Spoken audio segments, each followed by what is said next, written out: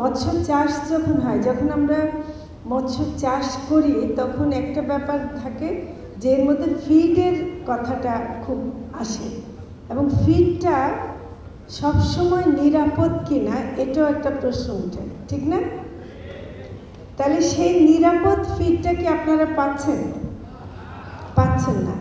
তাহলে সেটা আমাদেরকে নিশ্চয়তা দিতে হবে, কারণ আপনারা যদি নিরাপদ ফিড না পান এবং নিরাপদ ফিড যদি না হয়, তাহলে যে মাছটা চাষ হবে সেটা মানুষরা খাবে, যে ভোক্তারা খাবে, তাদের স্বাস্থ্যের জন্য একটা ঝুঁকি তৈরি হতে পারে।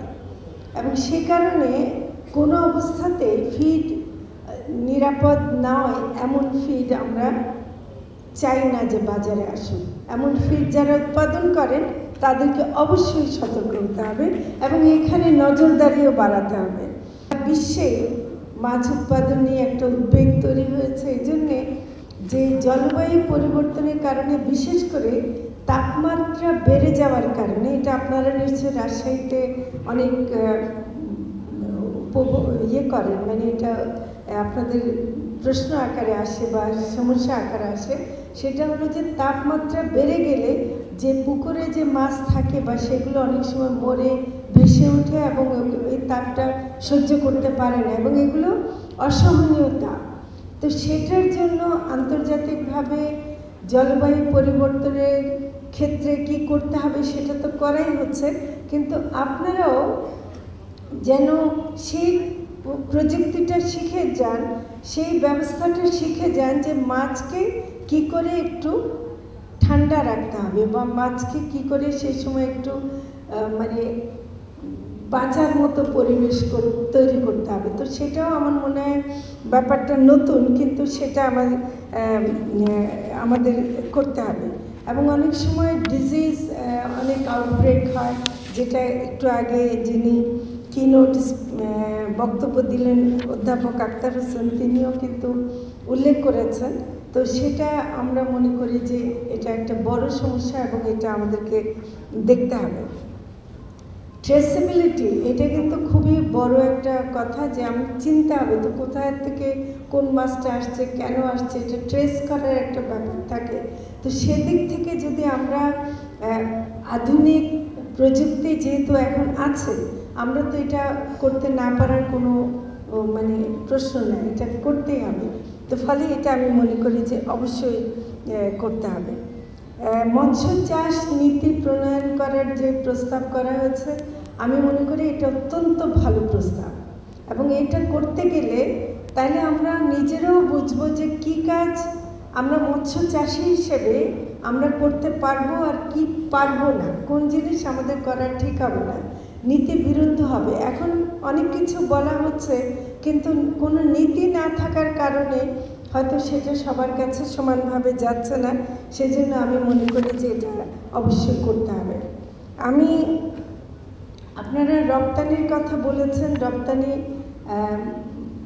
রপ্তানি হতেই হবে এই কারণে যে মনে করবেন যে যেসব দেশে মাছ যাবে সেসব দেশে, সারা বিশ্বে এখন বাঙালিরা ভরে আছে।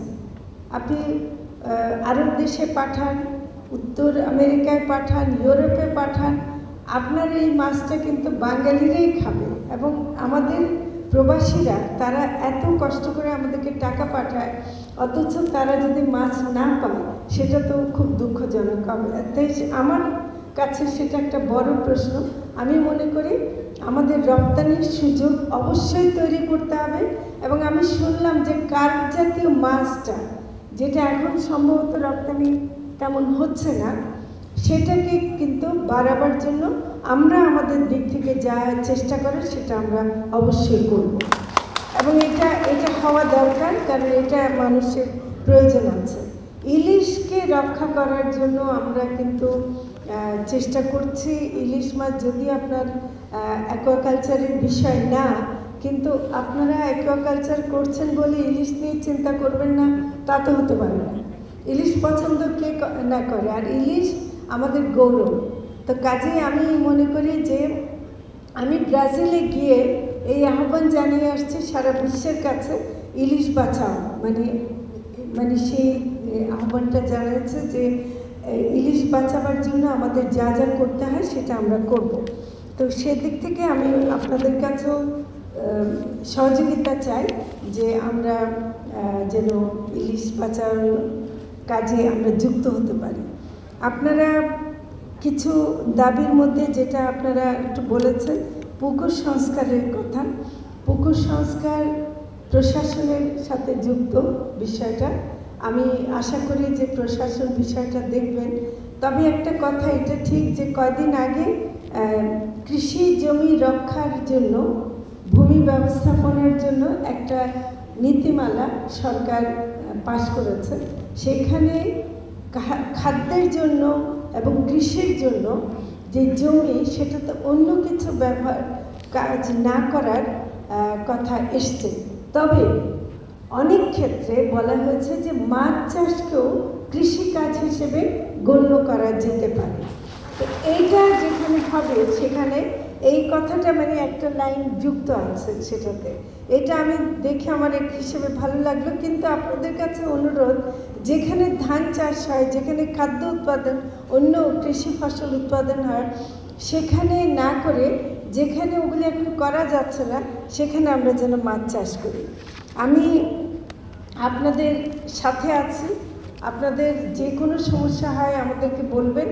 আমরা মৎস্য প্রাণী সম্পদ মন্ত্রণালয়ের পক্ষ থেকে আপনারা দেশের জন্য যে গুরুত্বপূর্ণ কাজটা করেছেন, মানুষকে মাছ খাওয়াবার জন্য আপনারা যে উৎপাদন করছেন, সেটার জন্য আপনাদেরকে ধন্যবাদ জানাচ্ছি। তবে আহ্বান হলো নিরাপদ যেন হয়, সব মাছ নিরাপদভাবে মানুষ যেন খেতে পারে, সেটাই করবেন এই আশা করছি। ধন্যবাদ।